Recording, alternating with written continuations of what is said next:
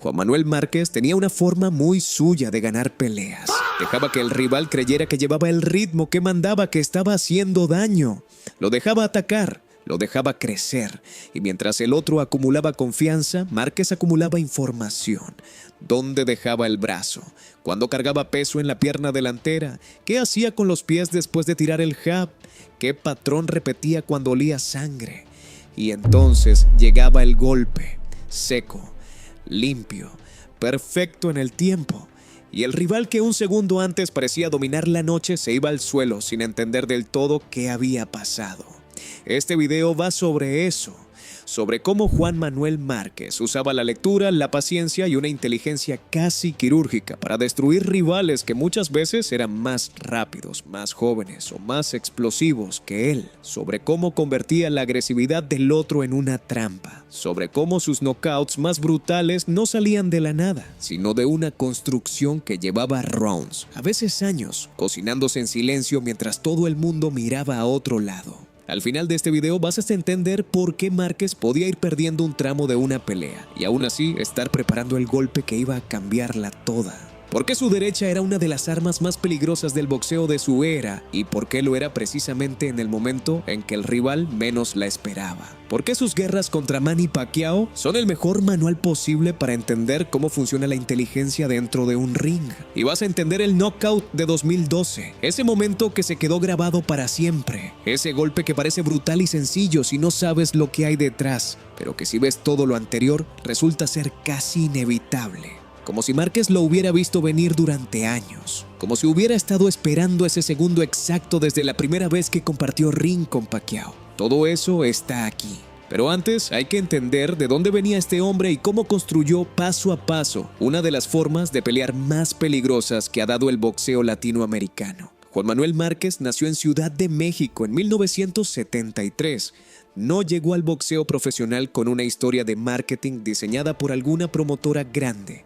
Llegó desde abajo, desde el barrio, desde el gimnasio de toda la vida, desde una familia donde el boxeo era algo más que un deporte. Su hermano Rafael Márquez también fue campeón mundial. Eso dice mucho. Los dos hermanos, los dos con títulos mundiales, los dos formados en la misma cultura, en la misma disciplina, en la misma escuela que enseña que el talento sin trabajo es una promesa vacía. Cuando en una misma familia hay dos campeones del mundo, el ambiente de formación lo explica en parte. La obsesión por el detalle técnico, la ética de trabajo, la disposición a pasar horas y horas en el gimnasio haciendo lo mismo una y otra vez hasta que salga bien. Juan Manuel tardó en explotar a nivel global, tardó en tener el reconocimiento que merecía. Debutó en el mundo profesional en 1993 y pasó años construyendo su carrera con peleas duras, ajustando, aprendiendo, haciéndose más peligroso de lo que ya era. Hay boxeadores que llegan envueltos en luces desde el principio, que tienen el marketing antes que el palmarés, que se construyen desde fuera hacia adentro. Márquez era diferente. Su crédito se construyó desde dentro hacia afuera. Primero las victorias, después el reconocimiento, y eso tiene una consecuencia directa en cómo peleaba.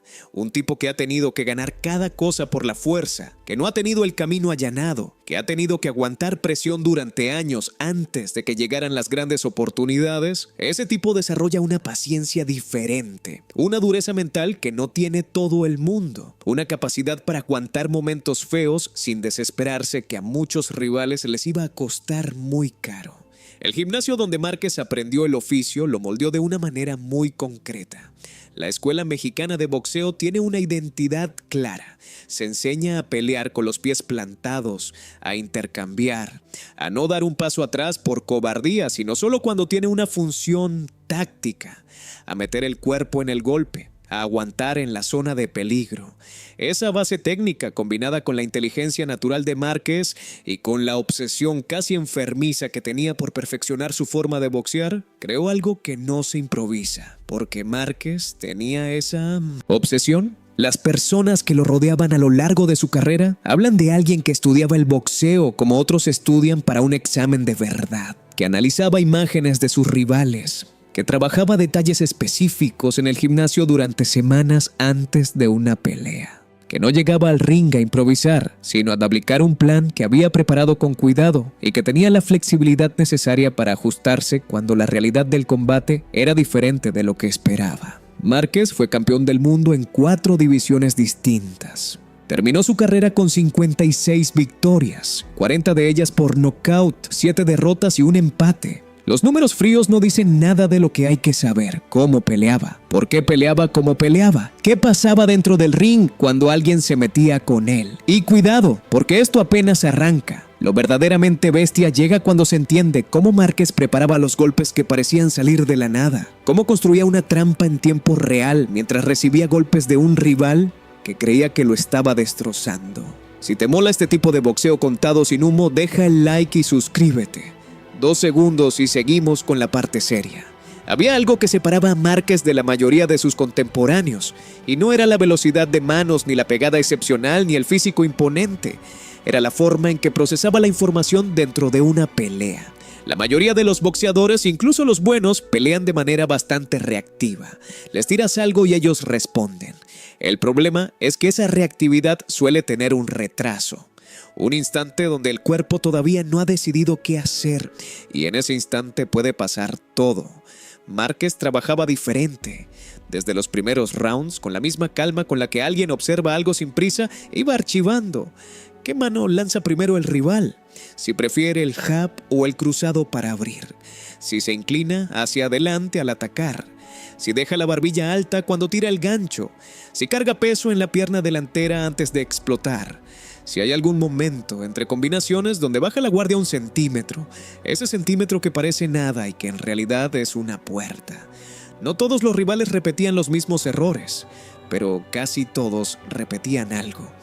Y lo que Márquez hacía, con una frialdad que a veces parecía casi matemática, era encontrar ese algo y guardarlo. La agresividad del rival era material de trabajo. Si un tipo te tira muchos golpes, estás viendo muchos patrones. Si un tipo entra siempre por la derecha, ya sabes por dónde va a entrar. Si un tipo se emociona cuando conecta, vas a ver exactamente qué hace cuando cree que tiene ventaja. Y cuando ya tienes esa información, cuando ya has visto la misma entrada 3, 4, 5 veces, entonces puedes preparar la respuesta. Eso era Márquez, un contador de errores. Y cuando el contador llegaba al número que necesitaba, cobraba. El trabajo al cuerpo era parte de ese sistema desde mucho antes de que nadie lo viera venir. Márquez buscaba las costillas, el plexo, los brazos. Golpes que no paraban a nadie de inmediato, pero que iban acumulándose como deudas. Un golpe al cuerpo en el 4.º round todavía lo siente el rival en el 8.º. Le quita aire, le pesa más la guardia, le frena un poco los pies. Y cuando los pies pesan más y la guardia baja 1 centímetro, la cabeza se queda más expuesta. El cuerpo, en el sistema de Márquez, era la llave que abría la cerradura de la cabeza. Podía ir cediendo terreno durante un tramo entero de una pelea y no desesperarse. Podía recibir golpes, sangrar, sentir la presión, verse abajo en los rounds y seguir mirando, seguir leyendo, seguir contando. Eso no era simplemente resistencia, era resistencia inteligente. La resistencia normal es aguantar y ya. La resistencia inteligente es aguantar mientras buscas la solución. Es estar en medio del fuego y seguir viendo con claridad. Es sentir el golpe y al mismo tiempo registrar de dónde vino exactamente. ¿Cuándo está disponible ese camino para responder? ¿Y qué necesitas hacer para que el rival lo vuelva a abrir? Muy pocos boxeadores de su era podían hacer eso. Muy pocos podían estar sufriendo de verdad y al mismo tiempo estar pensando con esa claridad. Márquez podía. Y eso lo hacía uno de los rivales más peligrosos del mundo, incluso cuando parecía que estaba perdiendo. Piénsalo bien, estás peleando contra alguien, lo estás golpeando, te parece que llevas ventaja. El público también lo parece y sin embargo, el hombre al que estás golpeando está tomando notas mentales en tiempo real. Cada vez que entras, él registra algo. Cada vez que repites la misma acción, él confirma lo que sospechaba. Y en algún momento de esa pelea, ese hombre va a devolverte algo que has estado construyendo tú mismo sin saberlo. Ese era el veneno de pelear contra Juan Manuel Márquez. Hay un elemento que se suele pasar por alto cuando se habla de contragolpeadores: la distancia. La distancia lo es todo. Si te colocas demasiado lejos cuando el rival ataca y tú quieres responder, tienes que avanzar demasiado para llegar y pierdes el timing.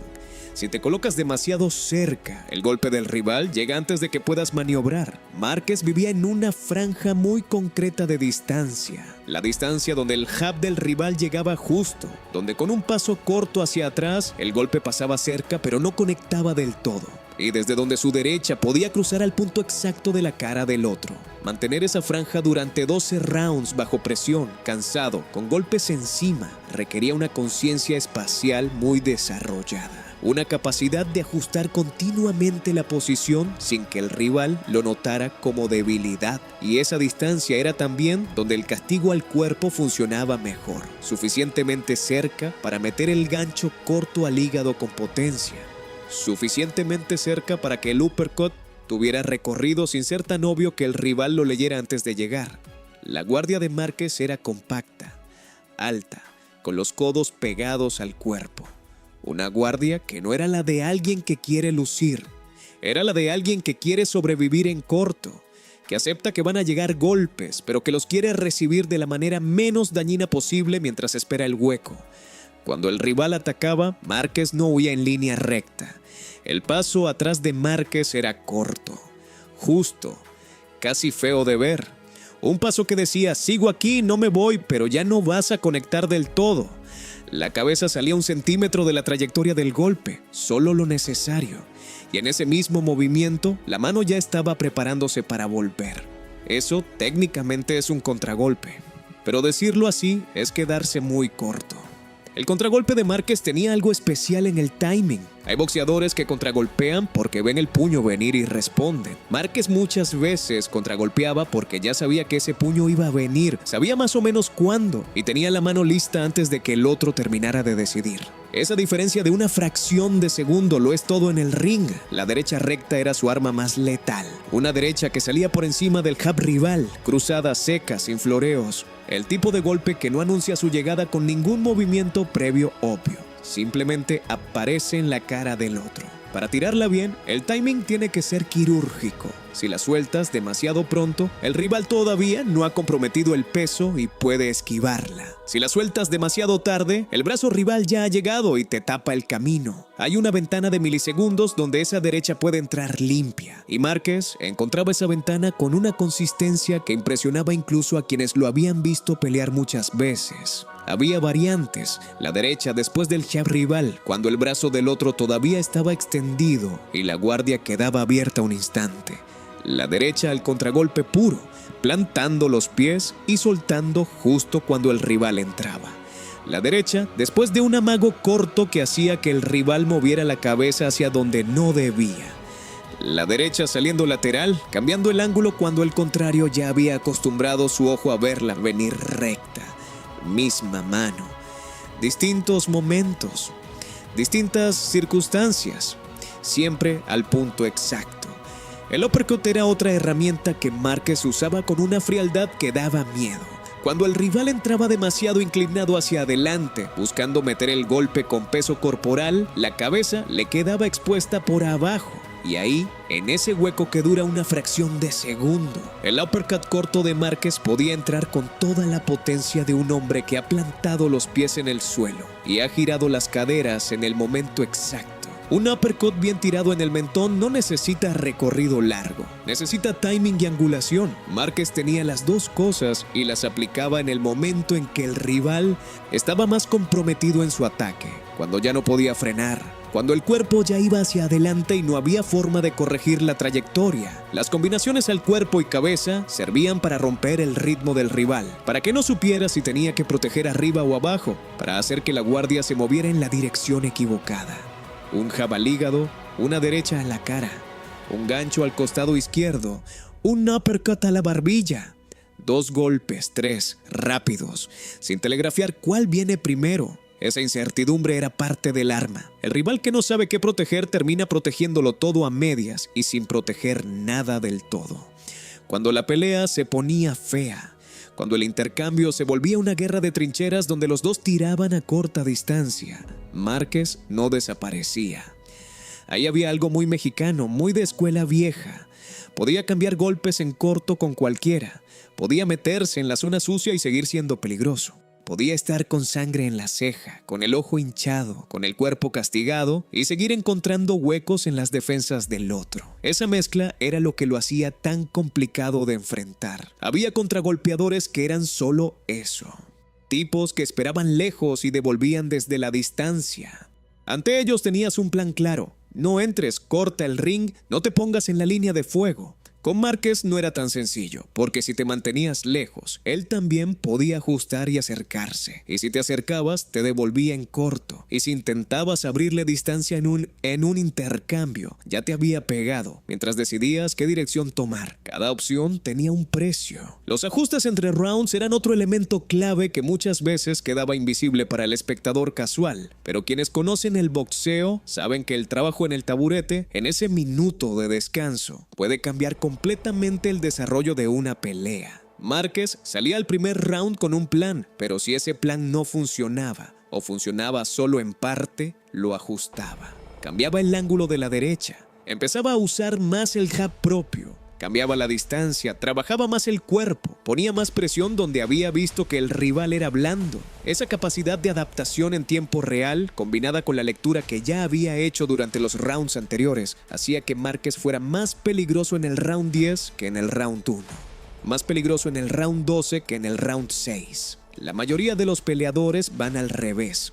Con el paso de los rounds, la fatiga limita su capacidad de pensar y ejecutar. Márquez también se cansaba, claro que sí, pero su cerebro seguía funcionando a un nivel muy alto cuando el del rival ya empezaba a fallar. Y ahí, en esa diferencia de calidad de pensamiento en los rounds finales, se cobraban muchas peleas. Hay un detalle técnico que vale la pena explicar sobre su uso del jab propio.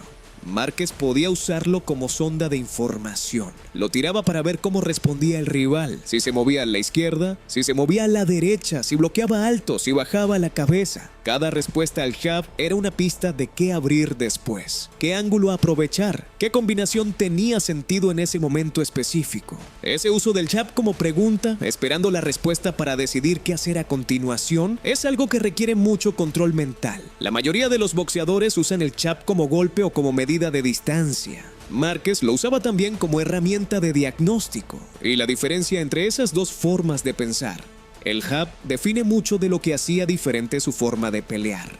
Otro elemento técnico que merece atención es cómo Márquez manejaba las situaciones de clinch.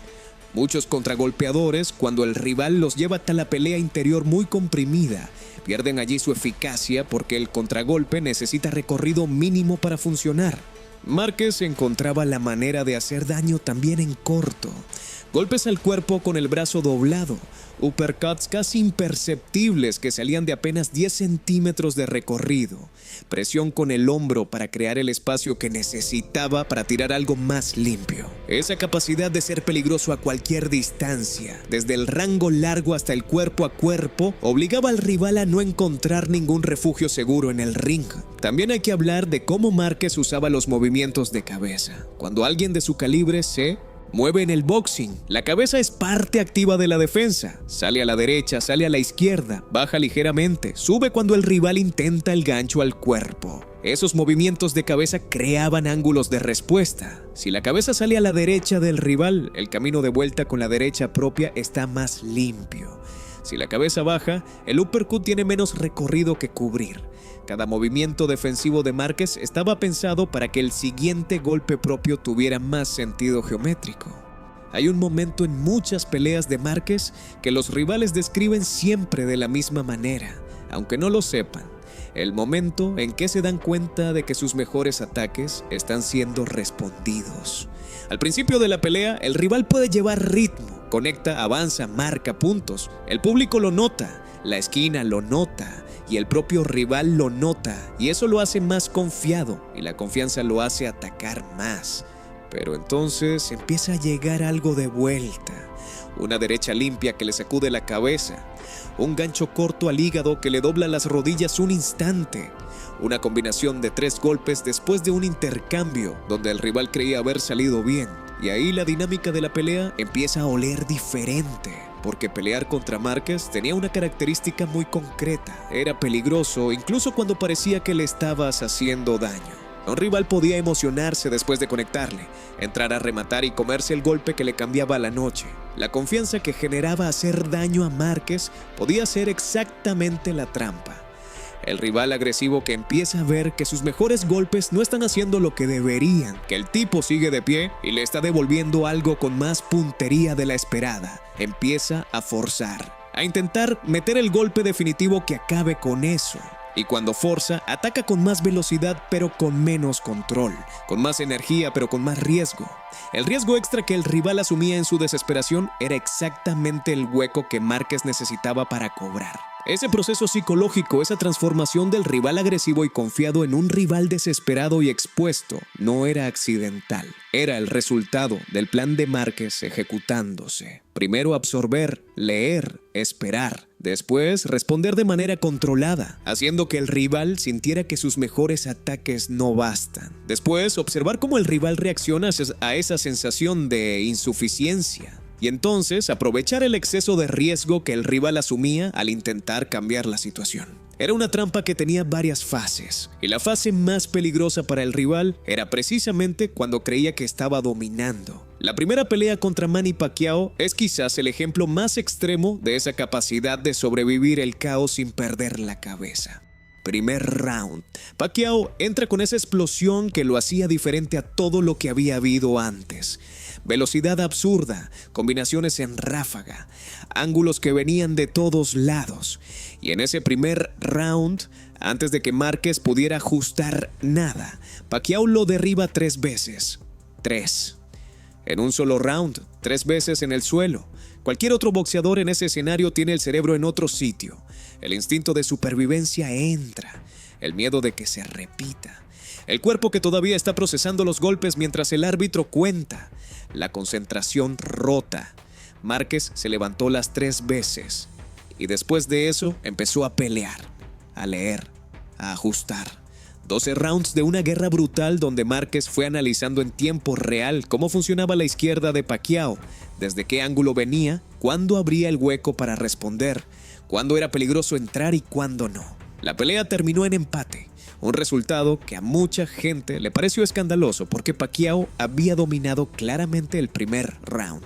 Pero si lo ves entero, lo que Márquez hizo después de ese desastre inicial es una de las demostraciones más brutales de resistencia mental que ha dado el boxeo mexicano. Ese empate fue la primera nota de un cuaderno que Márquez iba a seguir rellenando durante años. La primera vez que empezó acá a entender exactamente cómo era la tormenta que tenía enfrente.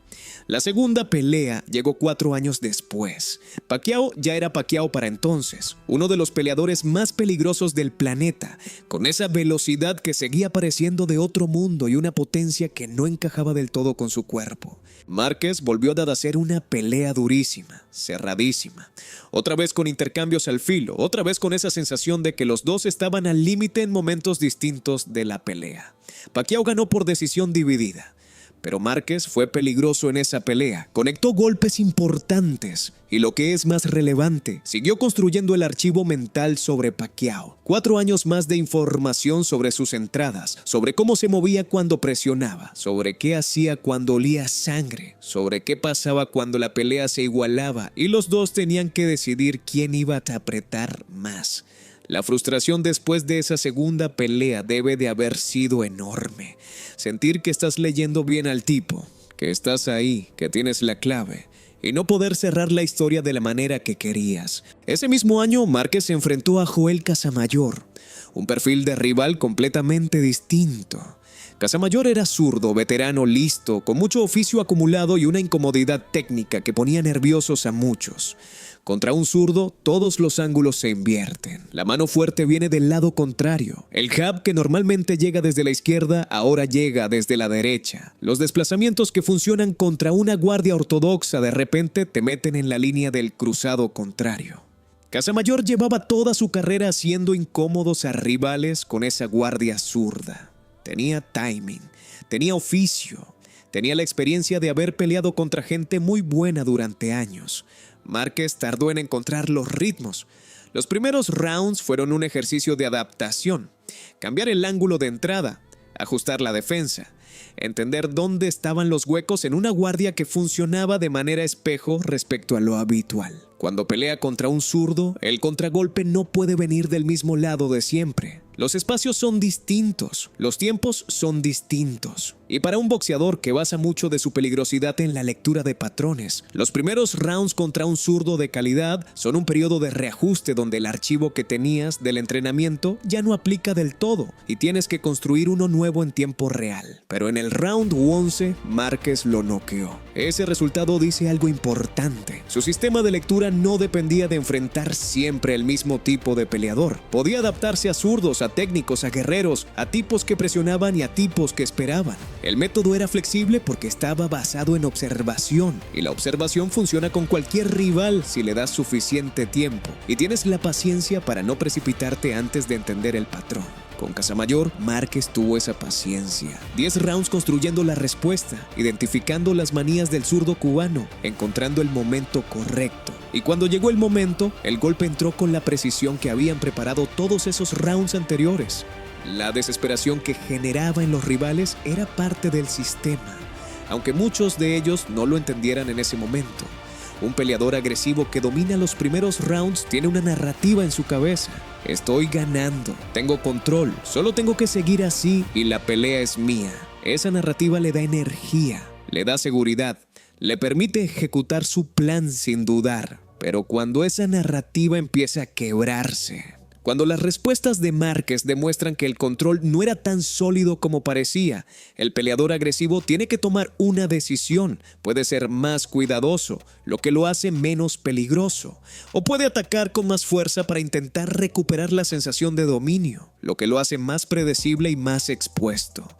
Márquez diseñaba esa bifurcación.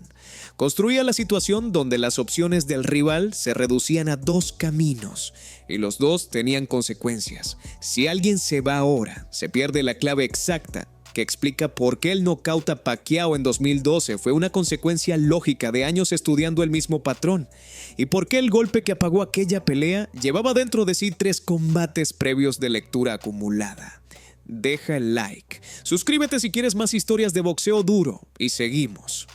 Hay una diferencia fundamental entre un boxeador que reacciona bien y un boxeador que anticipa disfrazado de reacción. Y Márquez vivía en ese segundo mundo. La anticipación en el boxeo es lo más peligroso que existe, porque si te equivocas en la anticipación, te comes un golpe que no esperabas. Pero si aciertas, si realmente tienes el timing exacto de cuándo va a venir el ataque del rival, tu contragolpe llega antes de que el otro pueda hacer nada para detenerlo. El impacto es más limpio. La potencia se multiplica porque los dos cuerpos se mueven uno hacia el otro. El daño es mayor porque el rival está comprometido en el movimiento de ataque y no puede absorber el golpe con el movimiento corporal. Márquez llegó a ese punto con Pacquiao después de 30 y tantos rounds compartidos antes de la 4ª pelea.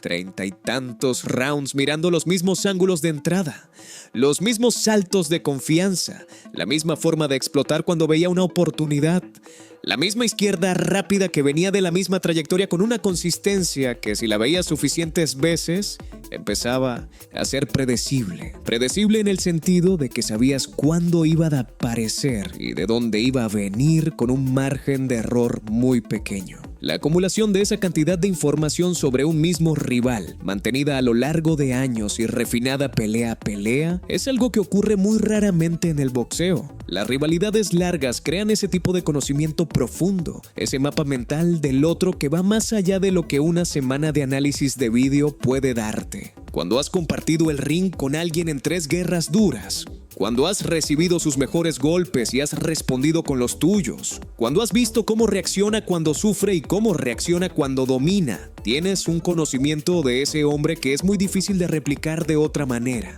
La 3ª pelea con Pacquiao llegó en 2011, otra guerra.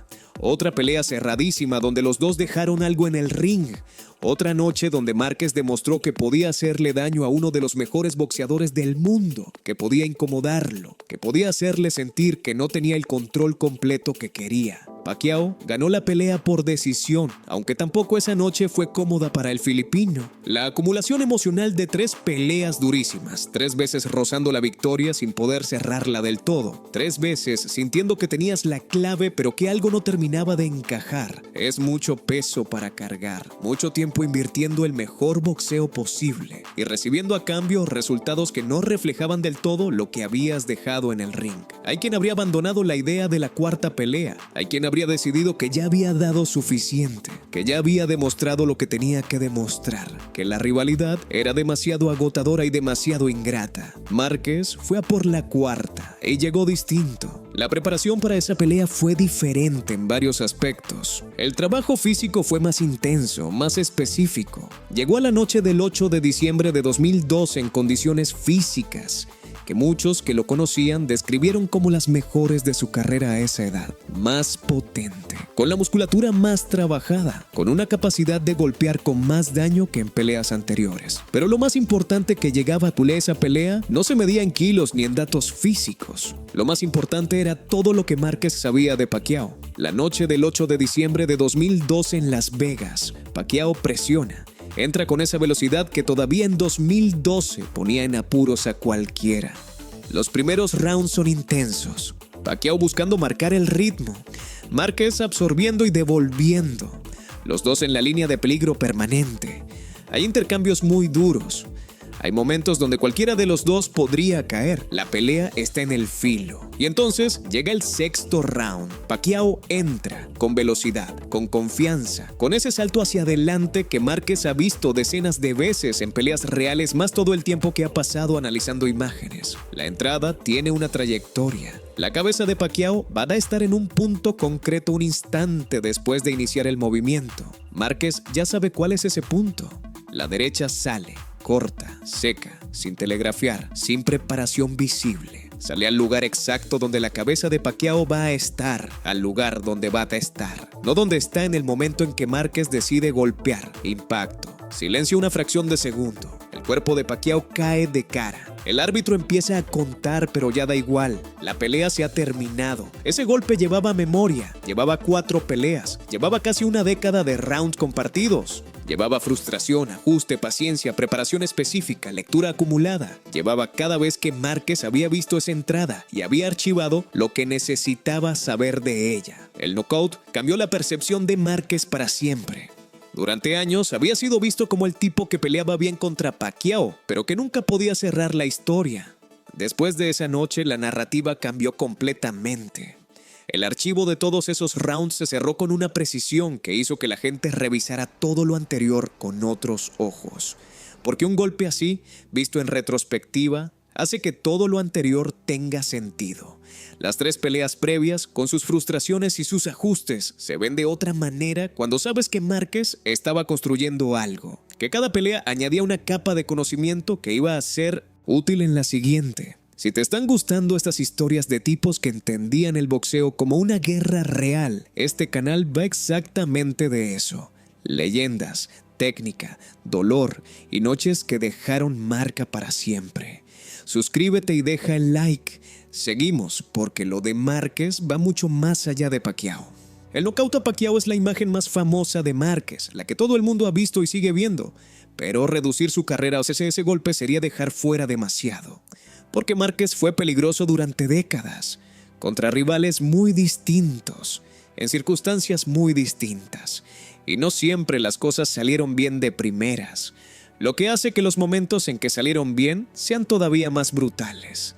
Marco Antonio Barrera era una leyenda mexicana para cuando se enfrentaron.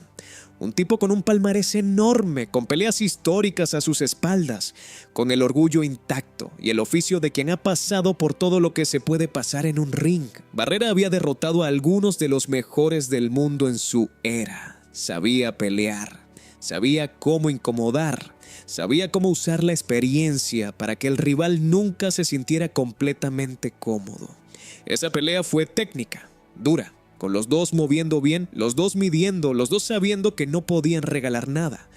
Fue una noche de ajedrez elevado, donde cada decisión tenía consecuencias y donde la calidad de los detalles marcaba la diferencia. Márquez fue superior esa noche. Ganó con autoridad Y lo que esa pelea dejó claro es que podía ganar también esas peleas de alto contenido técnico, donde el trabajo no está en el golpe único que lo cambia todo, sino en la acumulación de mejores decisiones durante 12 rounds. Contra Barrera se vio que Márquez podía ganar el partido de ajedrez. Podía dominar una pelea donde los dos eran inteligentes, donde los dos medían, donde nadie daba nada de gratis. Y esa capacidad de ganar en ese terreno, sin necesidad de buscar el knockout a toda costa, demostraba que su sistema de lectura y respuesta funcionaba también en contextos más controlados.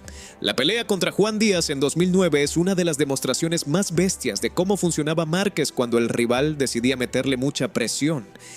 Díaz entró joven, fuerte, con energía enorme, con volumen de golpeo, con las ganas de ahogar a Márquez desde el primer segundo. Era el tipo de rival que podía desesperar a un boxeador técnico que necesita espacio para leer y responder. Si te llenan de golpes, si te meten presión constante, si no te dan tiempo de pensar, la lectura se complica mucho. Pero Márquez podía leer en corto. Los primeros rounds, Díaz metió presión, conectó. El volumen de su ataque era real y Márquez lo dejó venir. Lo dejó sentir que llevaba el ritmo, lo dejó gastar energía y mientras Díaz gastaba, Márquez encontraba los huecos entre el aluvión. Un uppercut corto entre las manos altas de Díaz, una derecha al contragolpe cuando el cuerpo de Díaz todavía estaba comprometido en el movimiento hacia adelante. Un gancho al cuerpo cuando el rival no lo esperaba. Golpes que en los primeros rounds eran pocos pero exactos y que con el paso de la pelea iban llegando con más frecuencia a medida que la energía de Díaz empezaba a bajar y su defensa se iba haciendo menos precisa. Porque el volumen de golpeo tiene un precio físico enorme. Un tipo que tira 200 golpes por round está gastando una cantidad de energía brutal. Y cuando esa energía empieza a agotarse, la velocidad baja, los brazos pesan más, la guardia deja huecos que antes no dejaba. El mismo rival que en el primer round parecía imbatible empieza a ofrecer ventanas que en el cuarto o quinto round no existían. Márquez esperó ese momento con la paciencia que lo caracterizaba. Y cuando llegaron esas ventanas, las aprovechó con la precisión de siempre. La victoria fue contundente. El patrón quedó claro. La agresividad desordenada de Díaz, aunque viniera acompañada de volumen y fuerza, no era suficiente ante un hombre que podía leer dentro del caos y devolver con más precisión de la que el otro podía manejar. Katsidis era otro tipo de rival. Australiano, duro, con una pegada brutal y ningún interés en hacer una pelea bonita. Quería guerra, quería destrucción, quería meter el primero y no parar hasta que alguien cayera. Y en un momento de la pelea, lo consiguió. Katsidis derribó a Márquez, otra vez el suelo, otra vez el árbitro contando, otra vez el escenario donde cualquier otro habría dejado de pensar y habría empezado a sobrevivir. Márquez se levantó y después de levantarse empezó a destrozar a Katsidis con una precisión que daba miedo. Cada vez que el australiano entraba, pagaba algo. Las derechas de Márquez empezaron a llegar con una claridad distinta. Los uppercuts encontraban la barbilla de Katsidis en las entradas. El patrón que siempre se repetía con Márquez volvió a aparecer. Cuanto más presionaba el rival, más información tenía Márquez y más precisa se volvía su respuesta. La pelea fue cambiando de forma progresiva, con Katsidis recibiendo más castigo del que podía aguantar, hasta que el árbitro la paró. El patrón que quedó grabado en esa pelea es que derribarlo no resolvía el problema. A veces lo empeoraba, porque cuando Márquez volvía a estar de pie, ya había procesado algo del golpe que lo había tumbado. Ya tenía una pieza más del rompecabezas, y con esa pieza, su sistema de lectura tenía más material con el que trabajar. Katsidis descubrió eso de la peor manera posible. Hay que hablar de Mayweather con honestidad. En 2009, Márquez se enfrentó a Floyd Mayweather Jr. y Mayweather lo dominó. Lo dominó con tamaño, con velocidad, con distancia y con un control defensivo que es, probablemente, el más perfecto que ha habido en el boxeo de los últimos 30 años. Mayweather era más grande, más rápido, más alto, con un alcance mayor y su sistema de pelear estaba diseñado exactamente para nunca dar a su rival la oportunidad de responder. El sistema de Márquez necesitaba que el rival entrara. Necesitaba intercambio, aunque fuera breve. Necesitaba que el otro decidiera atacar y quedara en la línea de fuego aunque fuera una fracción de segundo.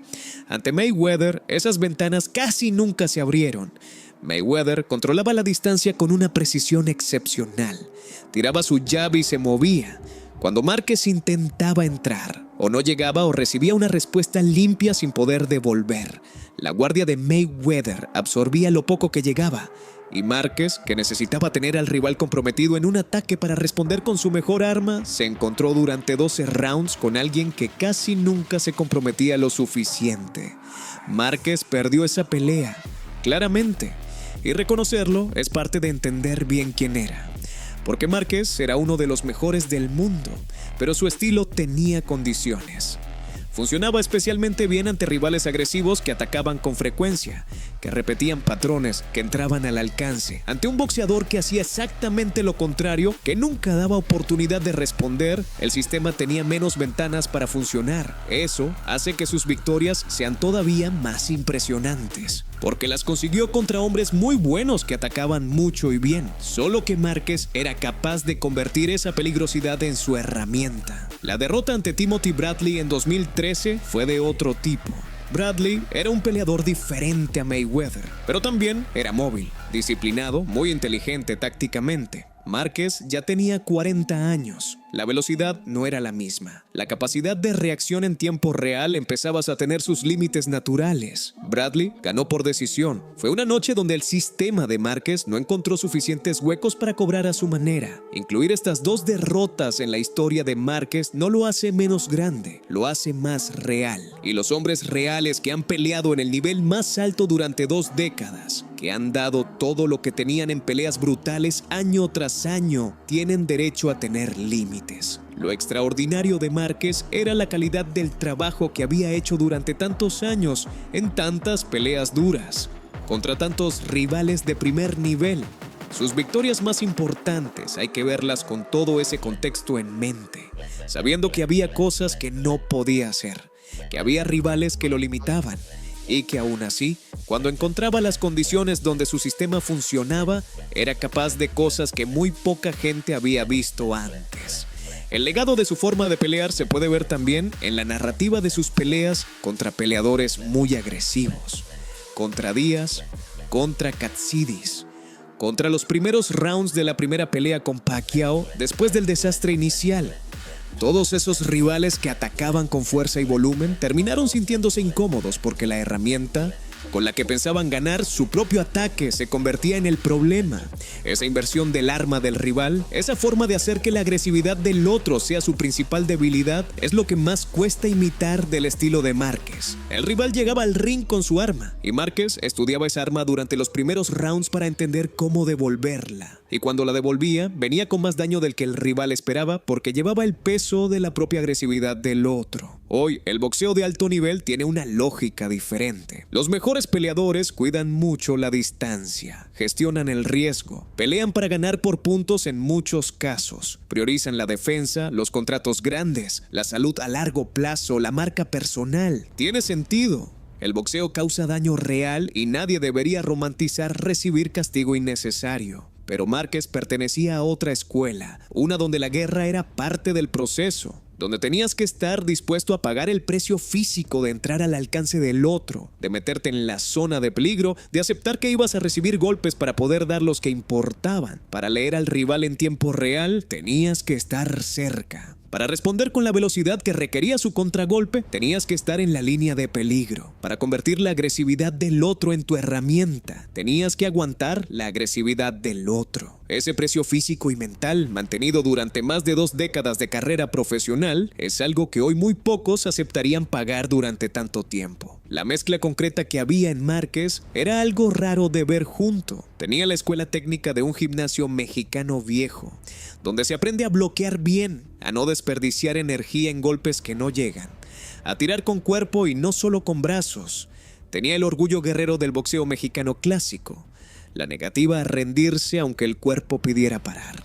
Tenía el cerebro de alguien que podía analizar lo que pasaba mientras lo vivía, y tenía esa paciencia casi anormal, esa capacidad para esperar el momento correcto sin desesperarse. La desesperación es el veneno del contragolpeador. Si te desesperas, atacas antes de tiempo, pierdes el timing y el sistema entero se rompe. Márquez pudo mantener esa paciencia incluso en las peores noches, incluso cuando iba 3 veces al suelo en el primer round, incluso cuando la pelea se le ponía cuesta arriba, incluso cuando el cuerpo le pedía reaccionar de manera instintiva en lugar de calculada. El nocaut a Pacquiao sigue estudiándose en gimnasios, en análisis técnicos, en conversaciones sobre timing y anticipación, porque en él está comprimida toda una filosofía de pelea: la paciencia para leer, la frialdad para esperar, la precisión para responder en el momento exacto, la potencia concentrada en un punto preciso del cuerpo del rival.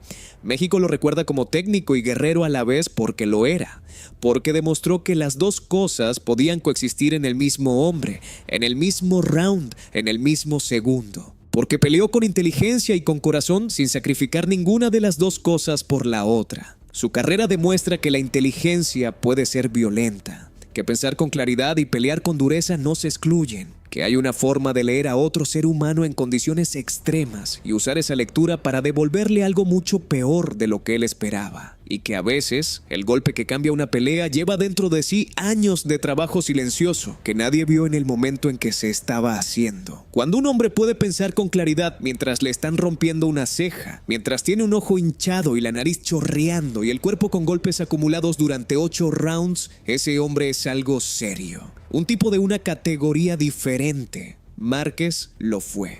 Al final de todo, la imagen que queda de Juan Manuel Márquez es la de un hombre que entendió el boxeo de una manera que pocos entienden. El ring para Márquez era un lugar donde la guerra y el análisis pasaban al mismo tiempo, donde podías estar sangrando y pensando, donde podías ir al suelo y levantarte con más información de la que tenías antes de caer, donde la paciencia era estrategia, donde cada golpe que recibías podía ser el precio de entrada para entender algo que después ibas a cobrar con intereses. Podías ceder terreno, aceptar presión, dejar que el rival se creyera la historia de que llevaba ventaja, porque mientras el otro acumulaba confianza, Márquez acumulaba otra cosa. Y cuando llegaba el momento, cuando el error que había estado esperando aparecía por fin, la respuesta era exacta, al punto correcto, en el segundo correcto. Eso llevaba años, llevaba peleas, llevaba rounds de lectura acumulados como páginas de un libro que nadie más estaba escribiendo. Cuéntanos en los comentarios cuál fue el golpe de Márquez que más te impacta, o qué pelea suya crees que merece su propio video. Hay historias ahí que dan para mucho más tiempo. Suscríbete si no lo has hecho todavía. Este canal va de boxeo contado de verdad, con sus detalles, con sus guerras, con sus leyendas. Nos vemos en el próximo video.